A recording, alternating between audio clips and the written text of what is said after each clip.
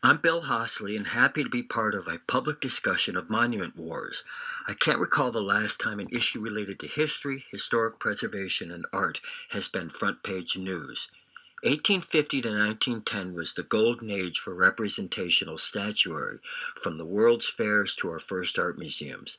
The statuary movement was the biggest wave of patronage for American art up to that time.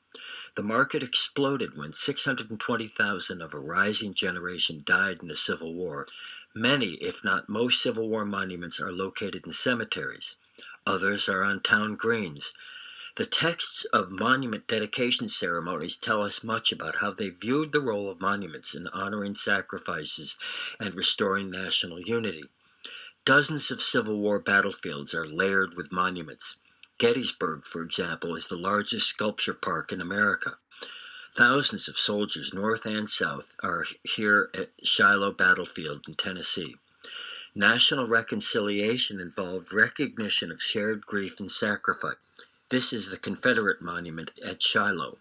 The United Daughters of the Confederacy raised money for statues and influenced how the war was interpreted in schools.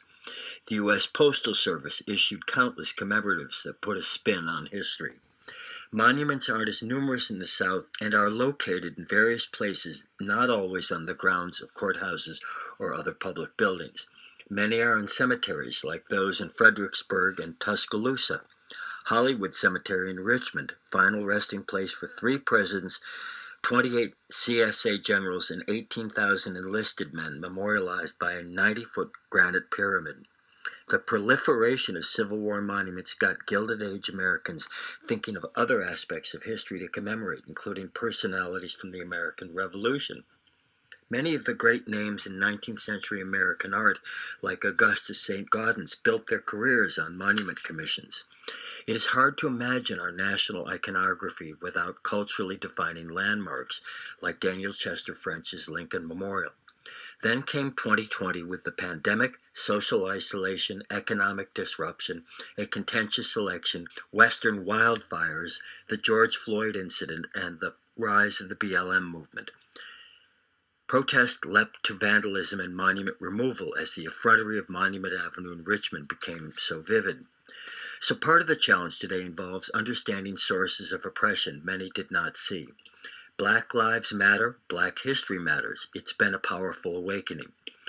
Then it sprawled into attacks against Christopher Columbus, Winston Churchill, George Washington, Philip Schuyler, and Albany, which leaves many wondering how it got this crazy.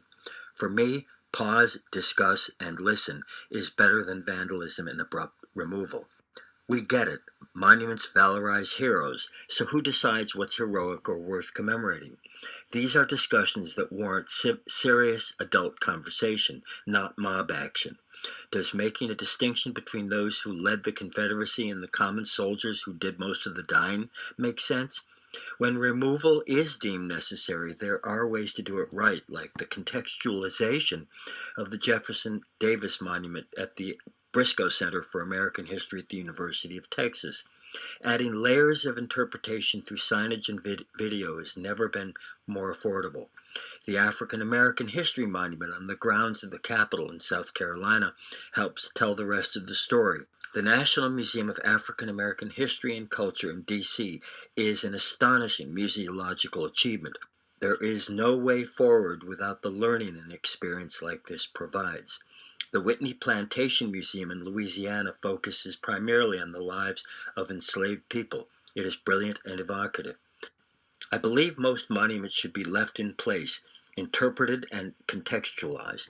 I stand against iconoclasm, which refers to a recurring historical impulse to break or destroy images for religious or political reasons. From the Puritan iconoclasm of the British Civil War to the destruction of monuments and the looting of the National Museum by the Taliban, it's mankind at our ugliest. Presentism is defined as the introduction of present-day ideas into the interpretation of past events, as if the cultures then and now are the same.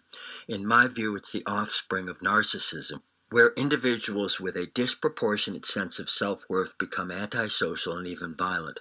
The key to life is embodied in Glenn Ligon's sculptural homage to Muhammad Ali's famous 2-word poem, Me We. It is also a prayer for this moment, getting from me to we. Moderation is called for. Pause, discuss, listen, and reflect with humility, humanity, compassion, and openness.